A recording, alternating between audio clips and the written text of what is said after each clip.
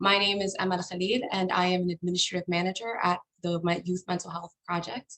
And I am here with Gregg Pauletti and Chad Dorman, and we are going to be presenting, well, they are going to be presenting on the college transition through a mental health perspective. More specifically, they're going to be talking about how you identify which supports your child or you may need and how to find the right schools. If you're joining us later via YouTube or Facebook, please continue to like, subscribe, and comment any questions you may have later. We'll make sure to go ahead and get you the answers at any time you ask them. And yes, to give a little more information about our guest speakers, Gregg is an independent educational consultant who specializes in working with young adults who are living with challenges related to mental health and learning. Gregg lives with his wife and 4 children in Greenwich, Connecticut. He co-founded and is the president of the Golden Lights Foundation, a charity which raises money for pediatric cancer research. He is also on the Town of Greenwich Board of Human Services. And the RCHI group provides services for students who have a history of mental health concerns and are looking to attend college. Most non-therapeutic schools are not well equipped to support students who have chronic mental health needs. RCHI works with families to pick the right schools and create college lists with mental health as the highest priority. Then they work with families to put a mental health support plan in place at whatever school you choose, ensuring that a positive wellness infrastructure is in place for the student when they arrive on campus. Welcome, Gregg. Thank you. Chad, you're very welcome. Chad, a one-time creative writing and public speaking teacher, Chad founded Leonard Andrew Consulting, LAC, in 2013 to help students and student athletes reach their potential while applying to colleges during their studies and beyond. LAC works with students and student athletes to find their school of best fit, optimize their brand and their goals, all while staying geared towards their version of success in the future, academically, athletically, and socially. When working with athletes, Chad provides admissions aid, interview and essay prep, as well as application guidance, all while laser focused on athletic recruiting guidance, communications with teams and programs, and boosting exposure to schools that fit into the game plan. In addition, Chad and his team have recently started CD3 Advisory, which is coaching, consulting, creating, to help student athletes both in high school and in college make the most of and most sense of the new name, image, and likeness landscape with counseling on PR, marketing, and branding. Welcome, Chad.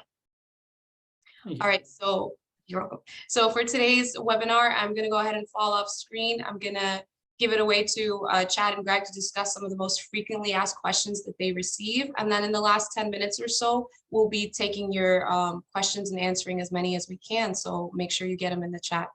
All right, thank you, gentlemen. Great, thank you. Thank you. And welcome, everybody. It's awesome for us to be here, and especially October 10th. It is World Mental Health Day, so the timing of this really couldn't be better. Great. I know that the theme for this year, in terms of the day and the celebration, is really making health and well-being a priority for all. Yeah. And we were just talking off screen or off camera, off Zoom, whatever we're on, that heading into this, a big part of it is just discussing. Right. Being able to, if you're someone who needs the help, being able to talk about it. If you're a parent, knowing the questions to ask. And in the case of what we are doing all the time, the preparing and the understanding and the education behind, what some of the supports are, or some of the help, guidance, whatnot that you could be looking for in school, resources included. This time of year, we both have seniors in high school who are going through their application process. Right now, they're going through their essays. They might be doing some interviews, things like that. And in terms of the college process, it's not just, especially with students in the mental health and mental health lens, I'll get it out. But it's sure, financially, sure, it's geographic location, sure, it's what do you want to study, what do you want to major in? But something that we're ultimately focused on is what supports, and then even before that, what are the levels of supports that our students as individuals really need? Yeah, I mean, I think, Chad, you're exactly right. So having this discussion and welcome everyone,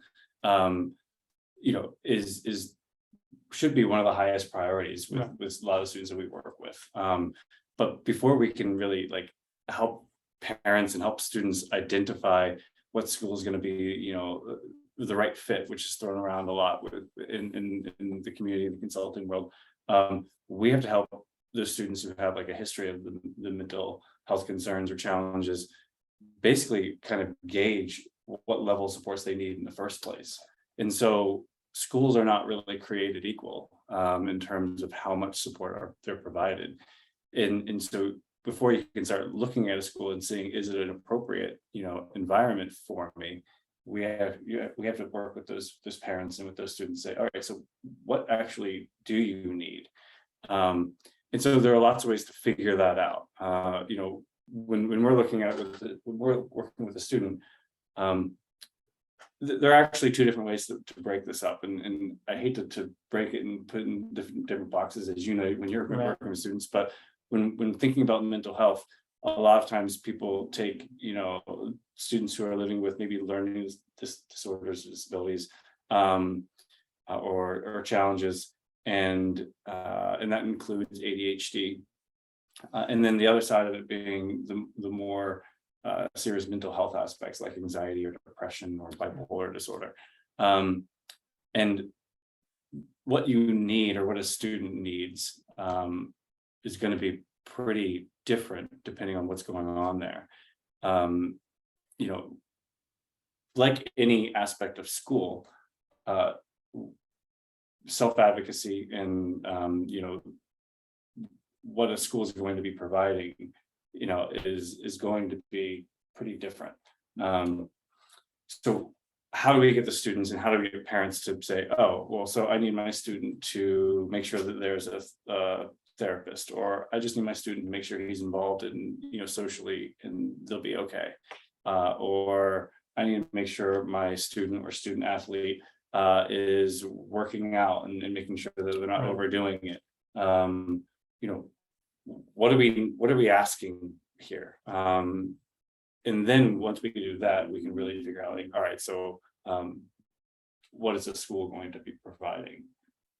So Chad, my one question that kind of comes up for me a lot is, well, how do I know that my student's going to be, surrounded or provided like the scaffolding that they need in order to make sure that they are going to class, or make sure that they are eating well, or there's all these things that are required once you become independent and are at college, that are independent of mental wellness. So how do we figure out if the school's actually going to be able to provide that? Do you have any thoughts on that? I mean, a lot of times it's communication, and especially, like I tell everybody, in this pandemic, pseudo-pandemic, post-pandemic that we're all in, you really want to 10x your level of communication for any and all students and student athletes across the board, really. To know that they're in a place that they're safe, to know that they're in a place that they have the resources that they need, that are available to them. And in the situations that maybe the resources may not be available, may not be on campus, to get that aid or those supports or those resources brought in, kind of like a third-party situation. But oftentimes with us as professionals, whether we're doing it ourselves, right, extending the olive branch to the school to ask the questions, to the centers that they may have, to the organizations that they may have on campus, or working with the parents and the families, kind of coaching them, leading them through the questions to ask, why to ask, how to ask it. It really just is going to boil down to, first and foremost, and it sounds funny, but it's true, it's just communication. Asking questions and going. I always have families too go beyond the website. Right. So when we're looking at identifying, as far as all right, so mental health supports, that communication is really critical, right? So 100%. it's starting maybe, when the student takes the college tour, like most students are visiting schools, or at least, having some sort of contact with the school. So a lot of them head off today too. So most of mine did go. Day, most of mine did go on tours today. Absolutely. But like asking admissions and seeing what they know about what supports are available. Chances are they probably have a stock question, frankly, or rather a stock answer. And so how do you get beyond that, and how do you actually really figure out what they're providing? And the short answer is, again, more communication. So I call up the wellness center, figure out how many therapists or service providers are on campus, figure out what kind of services they provide. Call up residential life and see what their how their RAs are trained, or how their residential directors are trained. Do they know how to deal with mental health crises? Do they know how to deal with just overall wellness? Chances are they probably do. They've probably been trained, but how in depth is that, and is that going to be appropriate for what you need, or what your son or daughter needs? And what's interesting too with all the colleges, just like all the people and all the students and all the individuals, they're all different. So one of the ways that I'm explaining this to families and students is that every school may be, the same pair of pants, but they're all different pockets. They're all going to excel in different things that they do, be it a workshop that they may provide, be it some sort of case management, crisis support, group therapy, counseling, independent counseling, small group counseling, those types of things. So again, it's going to boil down to the communication paired with some of the tours, paired with some of the conversations, not just with admissions, but coupled with really as many of those professionals, mental health and wellness professionals as you can at that particular school. And much like the student, I always tell students that really they're building out their application from the minute they go on a tour, or from the minute they fill out an inquiry form. Right. And you really want to build that file out as much as you can.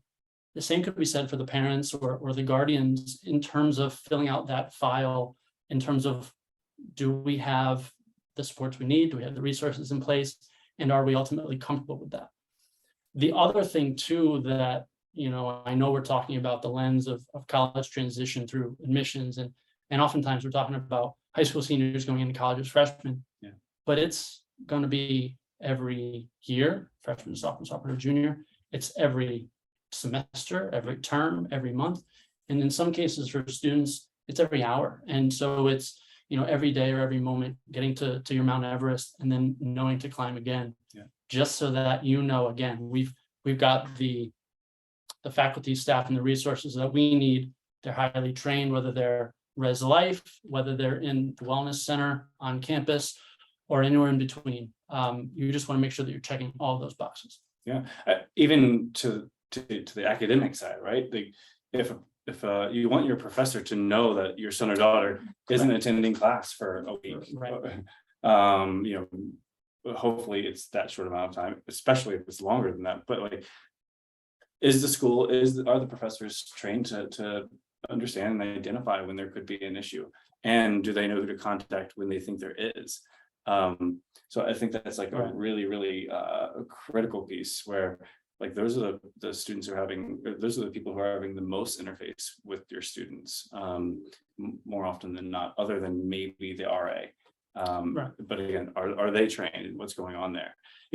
I think one thing that we just need to make sure that parents and all of you understand, when we say like schools aren't created equally when it comes to mental health supports, to give you an idea of like what a school that's going to have like really great supports, and unfortunately they're not a ton of them, will include workshops. You mentioned case management. We're talking about crisis support, individual counseling, group therapy, perhaps medication management, and then finally just being able to, in general, recommend other treatment options. The schools that are doing mental health support well have all of those things, and can provide all of those things in a timely manner, meaning that your son or daughter is not going to wait weeks and weeks to get an appointment to get counseling. They'll either have it ready right then, or they'll be able to refer you directly to someone who does have the ability to do it right then. Now, I want to just make that really clear, because when we're identifying schools and working with families to make sure they're appropriate for students, more often than not, schools can't provide all of those things. There's only a handful that do. So what do you do when you need one of those supports, but the school that you really, really like, or you identify that the student wants to go to, doesn't provide it? And so, Chad, when you're in a case and situation like this, like how do you build out what needs to be kind of provided when it's missing otherwise? it starts with what's at home base. Yeah. Which again sounds silly and sounds plain, but it's not overreaching into college just yet until 100% or close to 100%, as close as you can to get it with where they're at through their high school years. Yeah. And building onto that. And in some cases too, I think it's also not about the resources on campus, but it'll start with both the student self-advocating and then the family, quote unquote, self-advocating, right? And I think in time, it's also leaning on places. So we both went to the University of Vermont, and so in Burlington, Vermont, just an example, there's plenty of mental health centers, organizations, places to get help. Some of those, I don't want to say larger cities, but my point in where I'm going with that is, if it's not on campus, there are great odds at a lot of these places. And as Greg said, not every school is going to check off every box. There's going to be a number of places that have greater community resources. Absolutely. Right? Or there might be therapists that have worked with or in partnership or parallel to the campus time and time again, right? There might be medication management. There might be some sort of mental therapies. There might be other coaches that can be brought on. So it's the community and the campus. Again, it's a reflection on who are we, where are we going? I say we, it's the student, but it's family as the whole moving forward. Yeah. But then it's okay, cool. Here's campus, here's community life, here's this ecosystem or this atmosphere that we're going to put them into. Again, for what we hope is the best 4 years, or again, narrowed down the best month, best week, best day possible, and then going from there. Yeah, I think that can't be overstated, right? Like the community at large outside of the campus oftentimes is kind of knit right into they're kind 100%. of they're knit together, right? And so getting a feel for what that looks like and how well the campus or the school communicates with its greater community is really important, because there are lots of schools that the school is the community, right? There really isn't anything outside of that. And so what do you do then? Is that the right environment, depending on the student? And sometimes it is, and sometimes it's not. Yeah, I mean, there's certain campuses. I mean, plenty of great college campuses, especially this time of year, football season, right? The Saturdays are buzzing. Basketball starting up soon too. Working with a lot of student athletes that are going to need those helps and supports. So that's integral for me. But what's interesting, and to your point, if you hit winter break and it's a student athlete, and the student athlete is playing a sport that now has a game on the night before Thanksgiving, or they're in a bowl game, they're traveling, now they have a game on Christmas Eve, New Year's Day, New Year's Eve, those types of things. Where I'm going with that is now that the school is on break, now that the community by and large is crickets, it's that question that has to be asked of, okay, in dire need, or if there's a wrinkle or some need, right? Do we have the resources in place? We have the people in place in that community that can be helpful as needed when needed. Yeah, absolutely. And these are the questions that parents and students need to really be asking before we make the decision to go to campus. I think that can't be overstated, right? Like right now, as we're in application season, and for juniors, it's kind of visiting and kind of getting a feel for it. That's when we need to be able to really appropriately identify what these schools can provide. Not once you're actually on campus and experiencing, hopefully not crisis, but experiencing need in some sort of way, shape, or form. Should we open up for questions and see how? Sure. I don't know what time we have, but absolutely, we could totally do that. Oh, Amel, I think your audio is off. Thank you. I said we do not have any questions as of yet, so I would continue to just keep giving this wonderful information that you're supplying. Cool. I think that if somebody pops on, just let us know. One thing that Chad, you mentioned early on was advocacy, and being able to self-advocate. I think that's a really great skill for all students to have, right? But when there is a challenge, whether it be a learning challenge or a mental health challenge, or kind of any other aspect of that student's kind of well-being, that advocacy in training that student to help kind of, make sure that they raise their hand as it's needed for whatever the reason is so critical with my students. Just practicing it, and it starts with when they're actually trying to identify the school. So rather than mom or dad or whomever make the phone calls themselves, it's having the student call up and ask those questions to the mental health center or to the wellness center or whatever part of the campus you're trying to call and contact, and really get to know them themselves. 100%. Because that translates once they get on campus. It's relationship building. Yeah. Really It's is. relationship building, but that's actually a good segue to a question that I was going to ask you. I can pose it as if I'm someone watching and listening in, but it's a question that I get fairly often, especially these days too. And the pandemic took us from more often than not in person, right? Classes in person, sessions in person, therapies in person, coaching in person. Sure. Go down the list in person. Obviously, the pandemic put everybody to now where they're remote, they're on a screen like this across the country, they have their phones in front of them. So I'll ask you what a lot of families and students will ask me is where does the technology, or where does the remote lens for the mental health and wellness lens, where does the technology, where do the apps play in with what we're doing? Yeah, that's a really great question. And I think there's a couple different answers to this. One is schools are trying to employ as many resources as they can, right? So schools are 100%. engaging, Headspace and these other like mindfulness and meditation apps, and saying, encouraging students to use them. So, I guess the results are mixed in terms of how effective that is, but I don't think there's any denying that, that is better than not doing anything. But from a purely mental health standpoint, we then go look at, all right, so our service is easier to provide, via essentially telehealth, right? So if a student needs group therapy or individual therapy or something like that, they can access that from wherever they need to access, whether they're sitting in a park all by themselves on their phone talking to a therapist, or if they're in their dorm room, hopefully it's private. But that goes to even further point, like, can a school provide privacy when it's needed? So I think from a technology standpoint, being able to provide services from a telehealth standpoint has really changed the game, and it's become really probably accepted in many ways. Totally.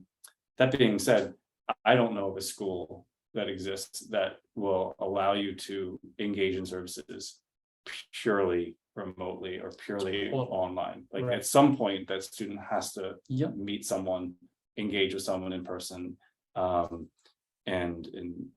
actually kind of come face to face. I don't know that will ever go away. I think it has to be.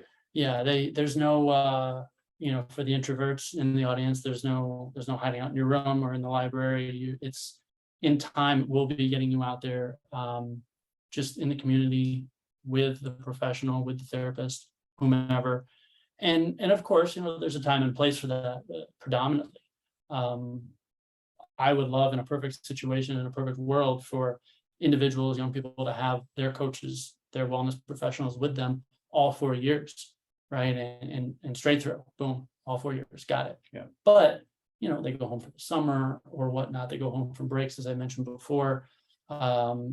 That remote learning or that remote connectivity is always going to be key to just at least allow the professional on one hand, or the therapist, the doctor on one hand, to have kind of their finger on the pulse of what's happening. Right. But then it's also giving the students, giving the young person their moment to have the check-in. Sure. And for lack of better words, have their finger on the pulse of what's happening as well, so that they stay connected in a good place, they stay positive, they stay looking ahead. So I mean, that comment kind of opens up a bag of worms in many respects, yes. Like, which we don't have time for, but it does. But I mean, in terms of like schools being able to identify schools that are going to provide appropriate services, what you're saying is that can the school provide appropriate individual like counseling sessions?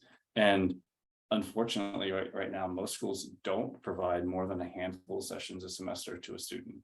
So what's that student who needs we know there is a need or a level of support that's more than that going to do. And technology has allowed them to maybe even keep their therapist or someone from home to when they go to school. Now, there are legal issues and stuff in terms of like going across state borders and licensing, and that has to get sorted out. But in many ways, it does simplify and make it easier. In other ways, it makes it kind of complicated. But how do we do that is a big question. Hi. Hi. Thank you for your attention. There's no question in the chat, but I actually wanted to, in the last few minutes before we sign off, remind folks that there will be a part 2 of this. So again, if you have any questions or comments, please send them our way. And then if I could ask the both of you, if you have any words of encouragement or support for parents who are going to be going through this process right now and maybe feeling a little anxious about it themselves. That's a great question. So I think what I would recommend to parents who, and this is heightened stress for everyone, right? This time, right before early decision applications go out and early action applications go out.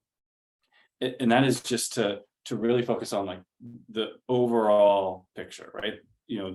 For students who are applying to college, they're more often than not like good students. Like they're going to get into somewhere. They're going to be just fine in the long run.